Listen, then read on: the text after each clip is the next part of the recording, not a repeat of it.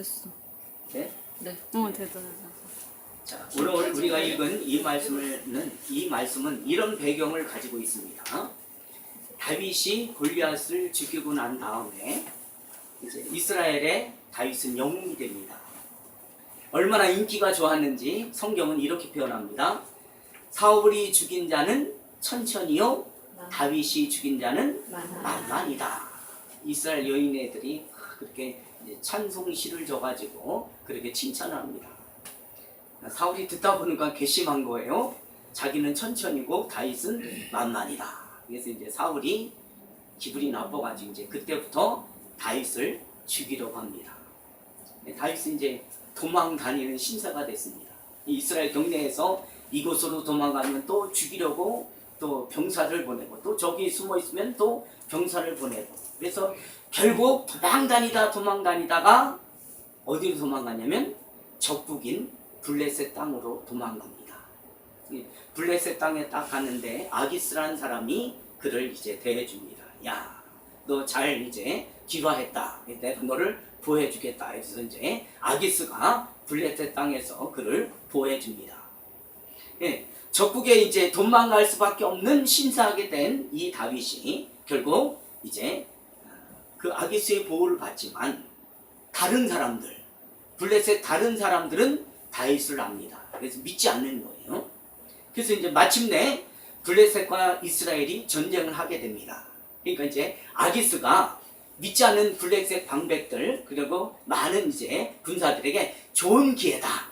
이제 다윗이, 야 다윗, 우리가 이제 이스라엘과 싸움을 하는데 너희가 우리에 귀국했으니까 네가 우리 편인 것을 이제 인정해줄 기회를 가졌다. 그러니까 전쟁에 나가서 같이 싸우자 이렇게 제안합니다.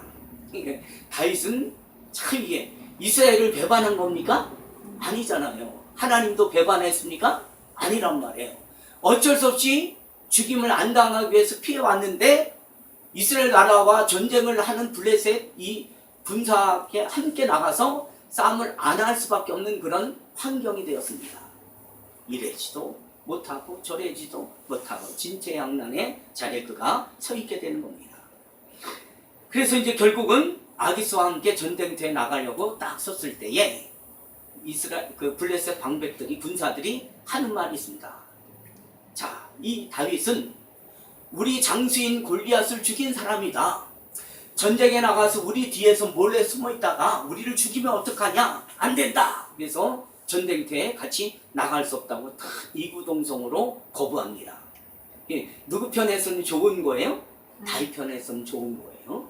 아기스는 기회다 이렇게 말하고선 같이 전쟁터에 나가자고 했는데 오히려 군사들이 안 된다, 장수들이 안 된다 이렇게 말리니까 다윗의 입장에서는 그 조마조마한 순간을 모면하는 기회가 됩니다. 누가 하셨을까요? 하나님이 이제 그렇게 하신 거죠. 다윗의 입장에서는 아주 큰 위기를 모면한 그런 환경이 됐습니다. 그래서 잘 됐다고 딱 이제 자기 땅 이제 시글락으로 딱 와 봤는데 어떻게 됐습니까? 아니 이 아멜렉 이 족속들이 자기 아내와 자식들 그리고 젊은이 노인들을 다 데리고 그리고 모든 양과 모든 재물을 다 끌고 이제 가버립니다. 그리고서 성내는 다 불이 다 버렸습니다. 읽은 성경 보니까. 그래서 거기에 다윗과 함께 군사들이 들어와서 울 기력이 없을 정도로 울었다 이렇게 표현합니다. 그리고 6절에는 백성들이 자녀들 때문에 마음이 슬퍼서 다윗을 돌로 치자 하니, 그리고선 다윗이 크게 다급하였으나 그의 하나님 여호와를 힘입어 용기를 얻었더라. 자, 이런 내용들로 우리가 이제 오늘 공부하면서 하나님께서 우리 한국 교회에 지금 침체가 일어났습니다. 그래서 기독교가 지금 계속 부흥이 안 되고 계속 마이너스로 나가게 됩니다. 오히려 이제 수평 이동도 안 하고 기존 신자들도 이제 어떻게 됐는지 하여튼 이상한 다른 종교로 가게 됩니다. 자, 이래서 이제 모든 이제 종교개혁 이후에 모든 교단들이 힘을 모아서 야, 우리 위대한 지도 한 명을 뽑고 우리 부흥하는데 우리 그런 지도자 한 명 뽑자 이렇게 해서 한 명을 만약에 뽑는다면 어떤 사람을 뽑을까요? 똑똑한 사람 뽑겠죠.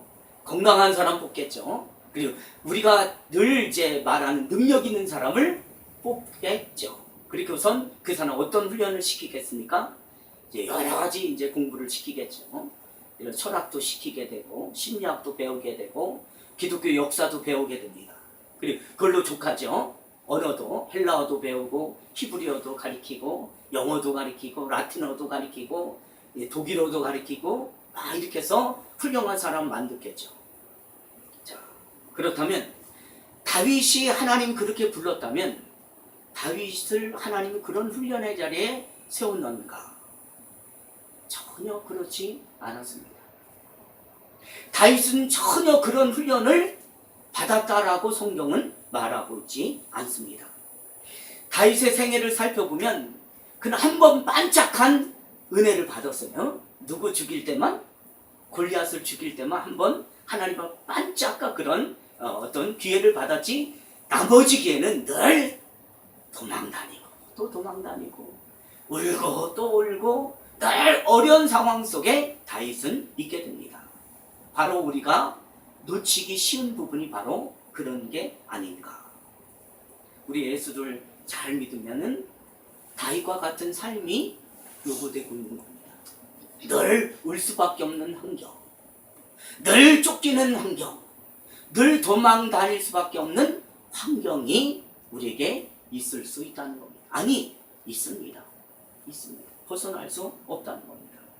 다윗 하면은 얼마나 유명한 사람입니까? 얼마나 유명한지, 다윗이 얼마나 유명한가 예수 그리스도를 설명할 때에도 항상 빠지지 않잖아요. 아브라함과 다윗의 자손 예수 그리스도의 세계다. 그래서 구약의 두 인물을 첨가한다면 성경은 아브라함과 다윗을 말합니다.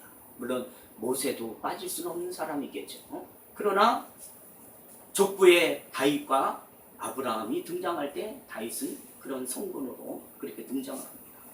그 다윗에게 우리가 생각하는 것 같은 세상적인 훈련을 받았다라고 성경은 말하지 않습니다. 그런 일도 하나님은 전혀 시킨 적이 없습니다.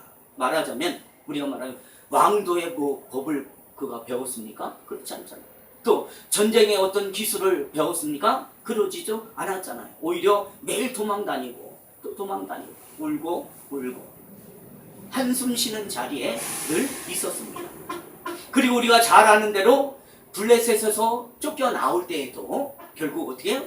미친 채 하고, 그리고 수염은 길었는데 침을 질질 흘리면서 나오잖아요. 얼마나 참. 예. 그런데 시편 34편의 찬송시에 보면 이런 고백을 합니다. 너희는 여호와의 선하심을 맛보아 알지어다. 형통한 자리에서, 만사 형통한 자리에서, 가장 행복한 자리에서 그 고백을 하는 것이 아니라 가장 비참하고 비천한 자리에서 너희는 여호와의 선하심을 맛보아 알지어다, 이런 고백을 하고 있는 겁니다. 다윗은 고도한 훈련을 받지도 않았는데, 그런 기록을 찾아볼 수 없는데도 불구하고 우리와 너무나 다른 그런 환경 속에서 다윗은 이런 고백을 하고 있다는 겁니다. 그렇습니다. 우리는 지금도 목사가 된다 이렇게 말할 때 실력 있는 목사가 되어야 한다 이렇게 생각을 합니다. 또 장로도 마찬가지겠죠. 안수 집사도 권사도 마찬가지겠죠. 여기서 말하는 실력 있다 이렇게 말하는 것은 물론 하나님 말씀을 잘 해석하는 그런 실력을 말할 수 있겠죠. 또 원문을 잘 능통 있게 해석하는 것도 한 부분이겠죠. 또 좋은 책도 많이 보고 또 다방면에 재주도 있고, 그래서 목사는 다재자능한 사람이 되어야 된다 이렇게 말할 것입니다. 물론 그 말은 틀리지 않습니다. 그 말은 옳을 수 있습니다. 그러나 분명한 것은 그것이 하나님 앞에 쓰임받는 조건이 아니다라는 겁니다. 아니다. 말하자면 공부를 잘하고 신학과 교리에 대해서 다방면에 능통한 그런 사람일지라도, 그러나 그것 때문에 하나님이 그 사람을 일꾼으로 쓰시지는 않는다는 겁니다. 고린도후서 1장을 봅니다. 고린도후서 1장 286페이지 보면은 1장 8절 9절을 보면, 자, 제가 이제 공독합니다.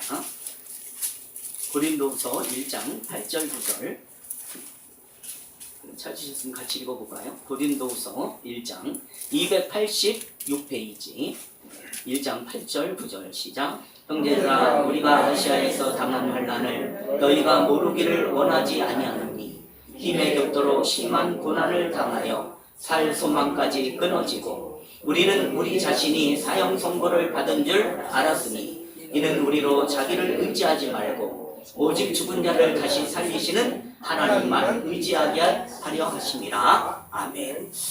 아니, 신약에는 다윗이라면, 구약에서는 다윗이라면 신약에서는 사도 바울, 하나님의 복음을 가장 능력 있게 전했던 사도 바울조차도 오늘 보는 분간 형제들아, 우리가 아시아에서 당한 환난을 너희가 모르지 않기를 원한다. 알으라는 거예요. 내가 어떤 어려움을 당하는가, 심에 겹도록 심한 고난을 당하여 얼마나 힘들었는지 살 소망까지 끊어졌다, 이렇게 말을 합니다. 사도 바울 같으면 그의 전 생애를 거쳐서 보통 고생한 사람이 아닙니다. 고린도후서 11장을 이렇게 표현해요. 40의 감한 말을 5번이나 맞았다. 39대를 5번이나 맞았다는 거예요.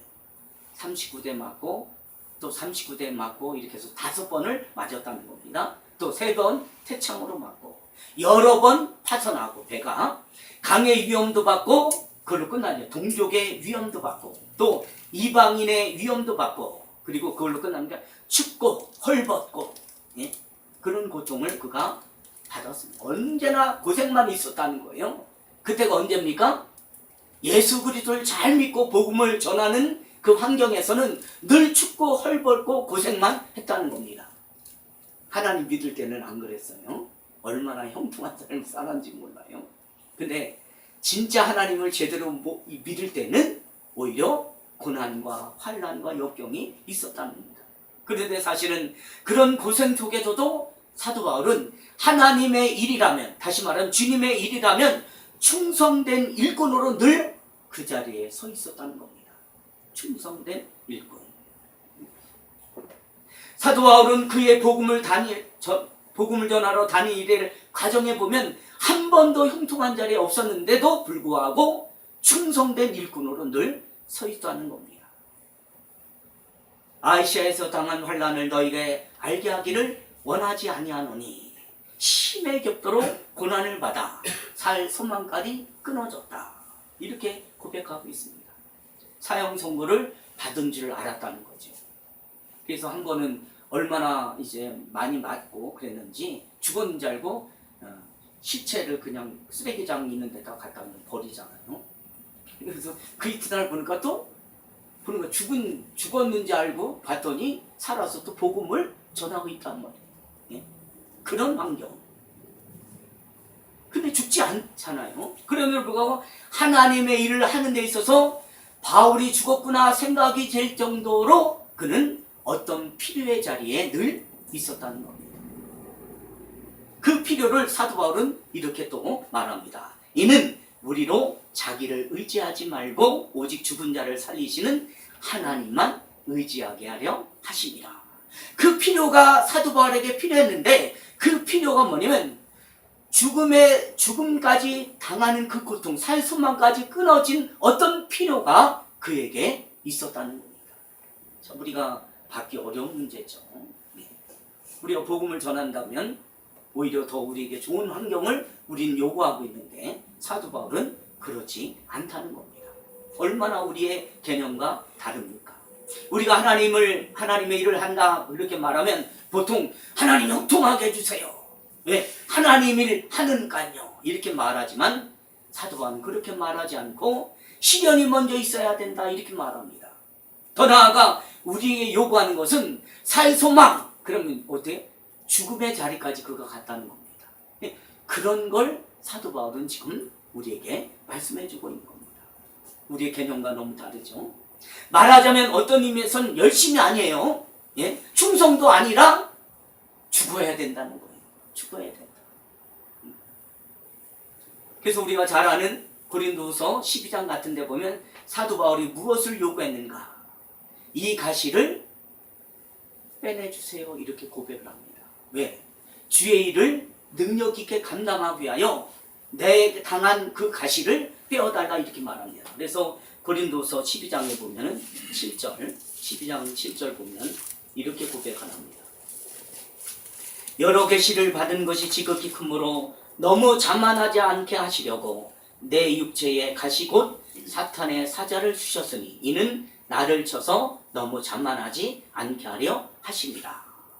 그 가시를 준 건 내가 자만하지 않기 위하여 하나님이 주셨다는 겁니다. 여러분, 고통의 가시가 있습니까? 좌절의 가시가 있습니까? 그러면 하나님께서 여러분을 너무 자만하지 않기 위하여 하나님 주신 가시라는 겁니다. 예, 가시랍니다. 때로는 남편이, 때로는 아내가, 때로는 자식이, 때로는 물질이, 때로는 건강이 우리의 가시 역할을 할 수 있습니다. 그럴 때 사도 바울처럼 우리를 자만하지 않게 하기 위하여 하나님 우리에게 그런 환경을 주셨구나. 이 고백을 할 수 있는 믿음의 자리, 오늘 저와 여러분의 자리가 되어질 줄 믿습니다. 하나님의 일을 하면 당연히 좋은 환경을 만들어 주기를 기대하지만 사도 바울 통해서 우리가 얻는 교훈은 그게 아니다. 살 소망까지 끊어지는 그 죽음의 자리에 갔을 때 드디어 우리는 새 생명을 얻은 자답게 그 일을 능력 있게 감당한다 이렇게 말하는 겁니다. 8절 9절에도 계속 그렇게 말하는, 이것이 내게서 떠나가기를 위하여 내가 3번 주께 간구하였더니 나에게 이르시기를 내 은혜가 내게 족하도다. 이는 내 능력이 약한 데서 온전해짐이라 하신지라. 그러므로 도리어 크게 기뻐함으로 나의 여러 약한 것들에 대하여 자랑하리니 이는 그리스도의 능력이 내게 머물게 하려 함이라. 돈 없는 게 자랑입니다. 할 수 있습니까? 아멘 해야죠. 그죠? 예. 내 병이 있어서 자랑합니다. 할 수 있어야 되는 거죠. 그죠? 예. 사도 바울의 이 말씀에 의하면은 우린 그렇게 자랑해요. 좋은 옷 없는 것이 자랑입니다. 할 수 있어야 되는 거죠. 근데 참 쉽지 않죠. 그죠? 그럼 우리가 늘 소유하고 사는 것이 능력인 것처럼 말하는데 사도 바울 쪽에서는 전혀 자기가 평안하려고 이 가시를 빼달라고 하는 것이 아니라 주님의 복음을 더 잘 감당하기 위해 이 가시를 빼달라고 말했는데 주님으로부터 어떻게 해요? 거부당하잖아요. 오히려 그 약함이 너에게 자랑이 될 것이다. 오히려 힘이 될 것이다. 그게 뭐예요? 간질병이라 이렇게 표현합니다. 평안하려고 요구하는 문제가 아니라 주님이 거부하는 건 그걸 오히려 능력으로 그가 받고 주님의 복음의 사명을 감당하게 됩니다. 사도 바울이 스스로 이런 설명을 통해서 우리에게 비춰지는 그의 모습, 외관상은 사실 별 볼품이 없습니다. 말도 어눌했고 외모도 볼품이 없었고 그리고 그걸로 끝나죠. 간질병이 있었네요. 그러면 복음 전하다 갑자기 간질병이 일어나 봐요. 여러분 얼마나 추합니까? 그죠? 예? 너무 치명적인 그런 육체적인 고통과 아픔을 가지고 있었지만 자기의 편안함을 위해서 이 가시를 빼달라는 것이 아니라 주님의 일을 더 잘 감당하여 빼달랬는데 주님으로부터 그는 거부를 당합니다. 그러면서도 그 사역 속에서 우리에게 비춰지는 것은 그게 감옥에 있든지 어디에 있든지 항상 기뻐하며 그 사명을 감당합니다. 그래서요, 하나님의 일, 봉사일에 있어서는 능력받아서 하는 것이 아니라 충성된 마음이 있는 자에게 하나님은 그를 들어 쓰시는 게 아닌가, 이런 고백을 우리는 하게 되는 겁니다. 사도행전의 기록에 의하면 그러잖아요. 예루살렘에 가면은 당신 죽게 된다, 가지 말라, 이렇게 말할 때에 사도 바울은 이렇게 말하잖아요. 내가 주께 받은 사명을 감당하기 위해서라면 내 생명을 조금도 귀하게 여기지 아니한다.